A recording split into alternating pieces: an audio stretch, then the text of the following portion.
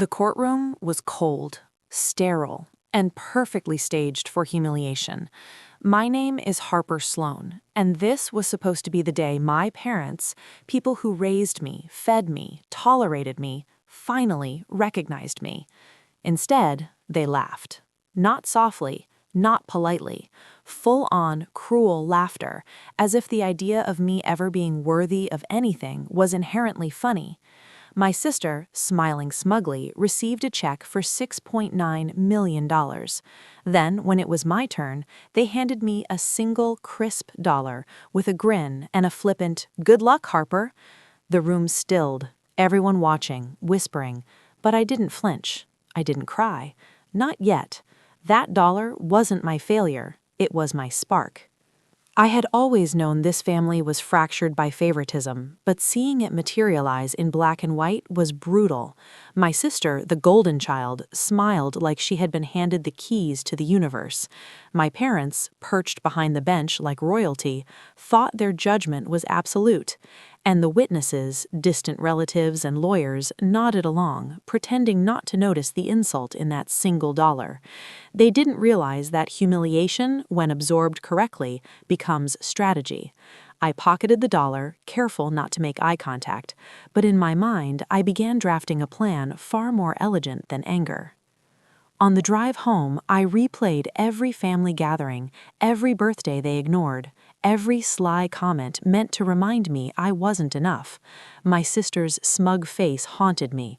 My parents' laughter burned into my memory. And yet, instead of despair, I felt clarity.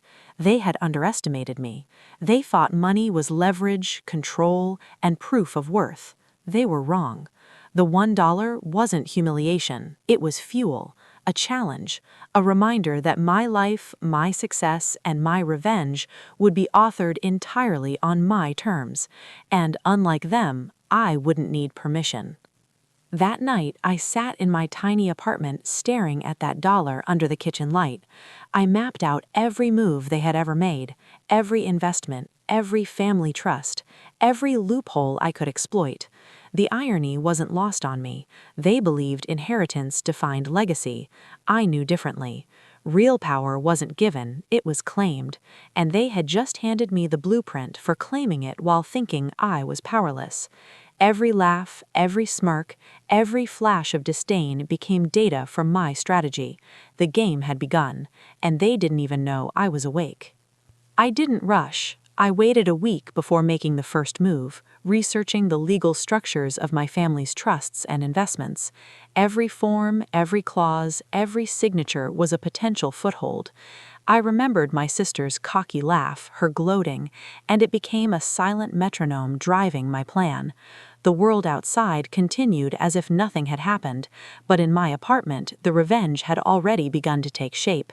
And soon I would make them realize laughter isn't power, knowledge is, patience is, and the right timing can demolish even the strongest illusions. My first breakthrough came when I discovered a minor oversight in the family's real estate trust, a clause my parents assumed was irrelevant. I smiled to myself. They had built walls of wealth around my sister, convinced nothing could touch her, but the flaw, buried in plain sight, was all I needed. And as I drafted my first official filings quietly through my attorney, I realized something. This wouldn't just be revenge, it would be poetic justice, a lesson in humility, timing, and the quiet devastation that comes when someone underestimated you for a lifetime.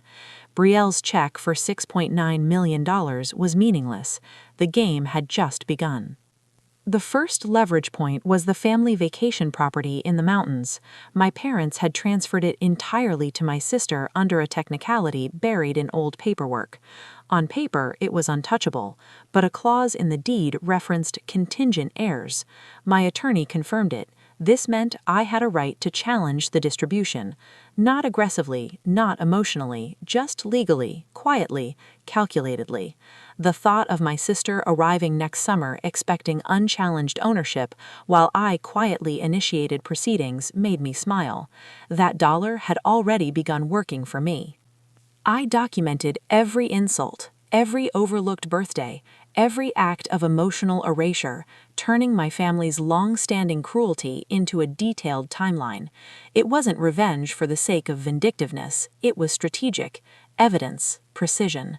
My sister had underestimated the quietness of my resilience. She assumed anger would define my reaction. Instead, I channeled every slight into tactical advantage, letting patience dictate the pace. By the end of the first month, I had a dossier ready, legal, emotional, and irrefutable. My parents remained oblivious.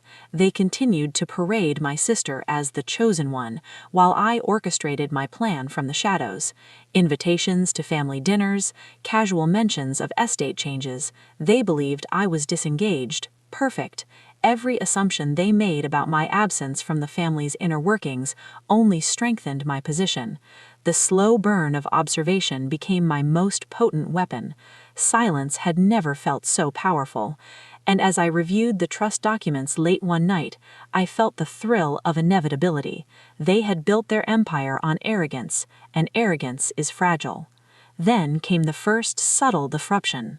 I filed a minor legal request regarding the mountain property, a procedural adjustment, almost invisible, designed to alert only the trustees.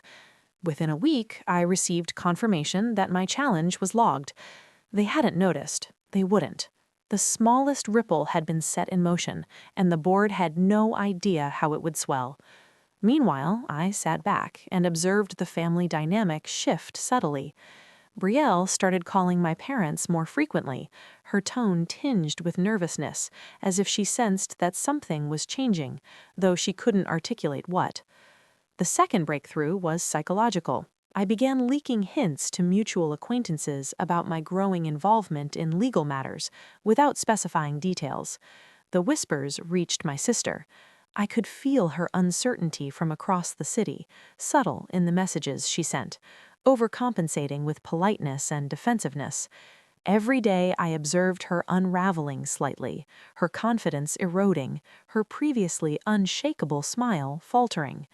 My parents, still oblivious to the depth of my strategy, continued their favoritism, unknowingly accelerating the collapse of the narrative they had spent decades constructing.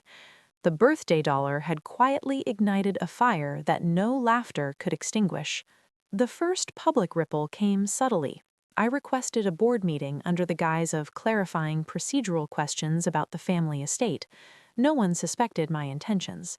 I arrived calmly, smiling, appearing disengaged. But when the meeting commenced, I quietly pointed out inconsistencies in the trust documentation, gaps my parents and sister had assumed were irrelevant. The attorney's eyebrows lifted. My sister, seated across the table, stiffened. She hadn't expected me to appear, let alone bring concrete, actionable evidence. And just like that, the first thread of her unchallenged coward began to unravel. That night, I reviewed the reactions carefully. Brielle's texts were terse. My mother's voice trembled when she called, pretending casual concern while the weight of what I had done settled in her chest. My father, silent as ever, sent a short, clipped message about procedure. I let it all happen. I didn't respond impulsively.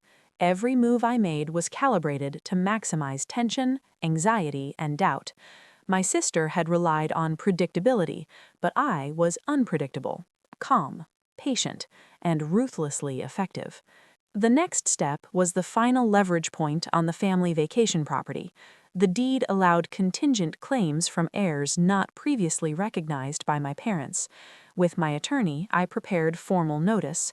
Harper Sloan, biological and legal heir under obscure clauses, officially asserting rights.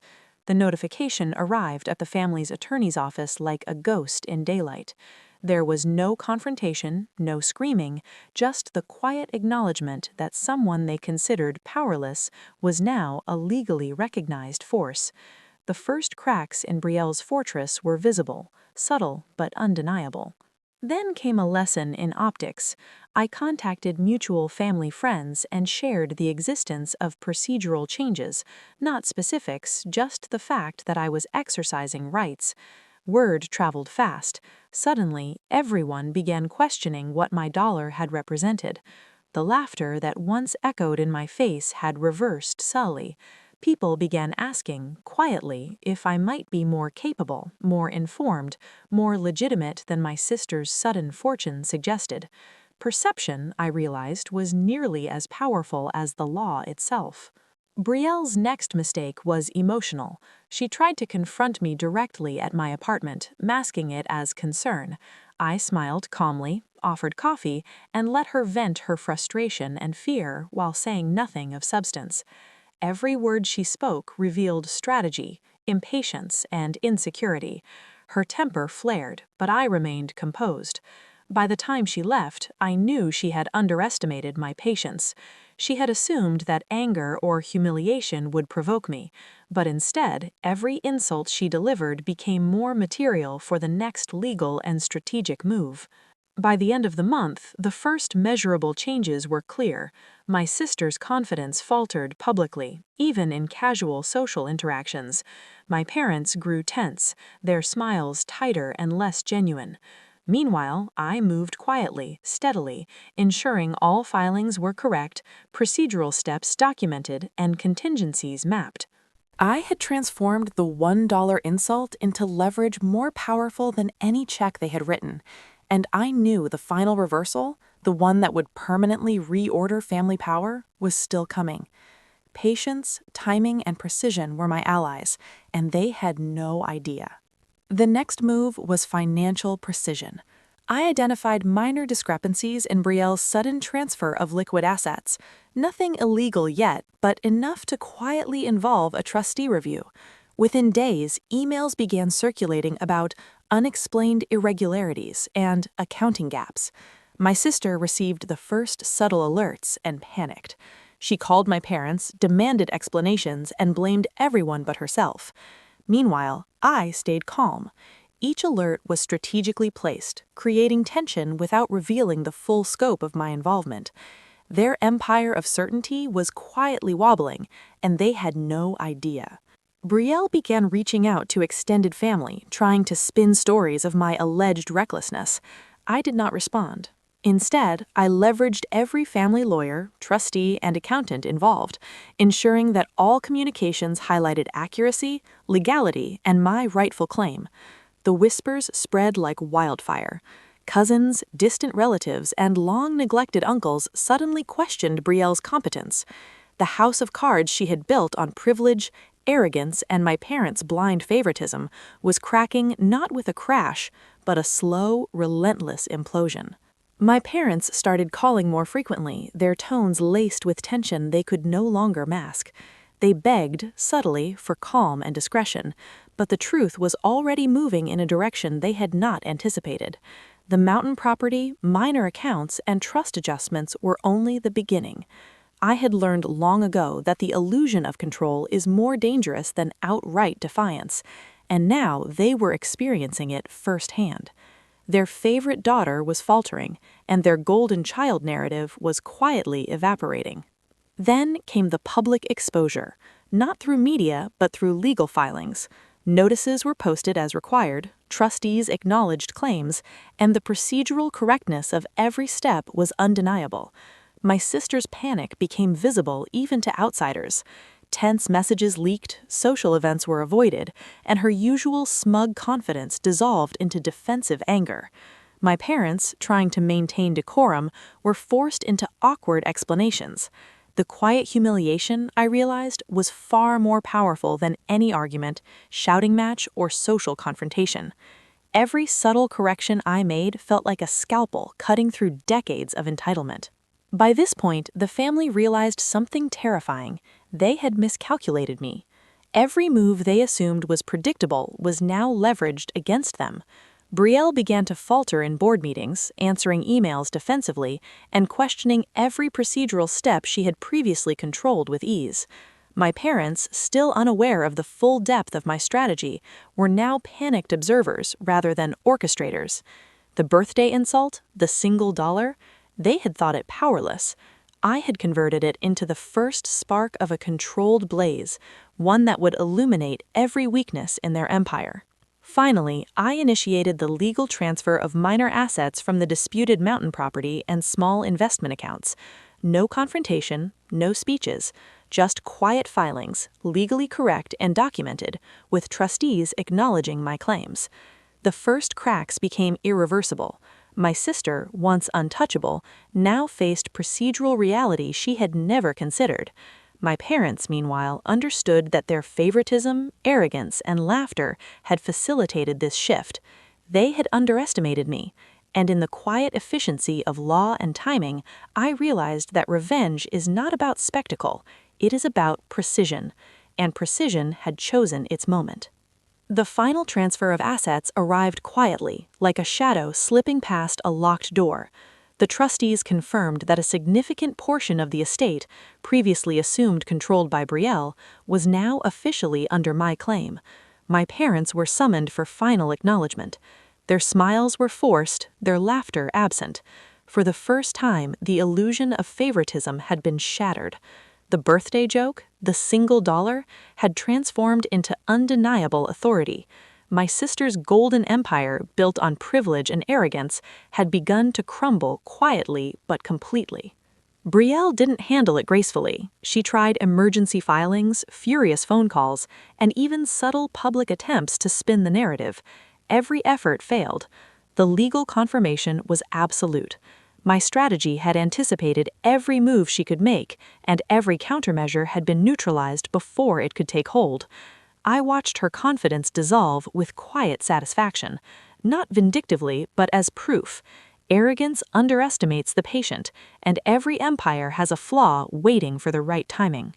My parents attempted one last emotional plea, arguing about family, appearances, and keeping peace.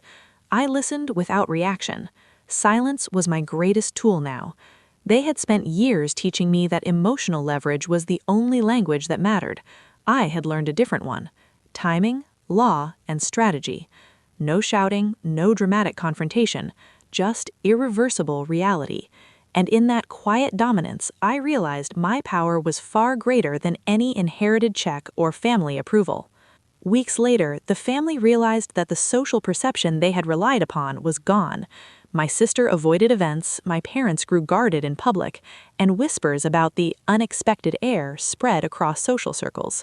Meanwhile, I lived quietly, professionally, and confidently.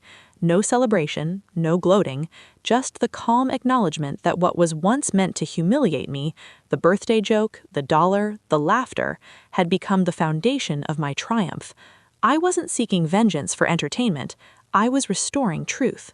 Months later, a simple, unsigned note appeared in my mailbox.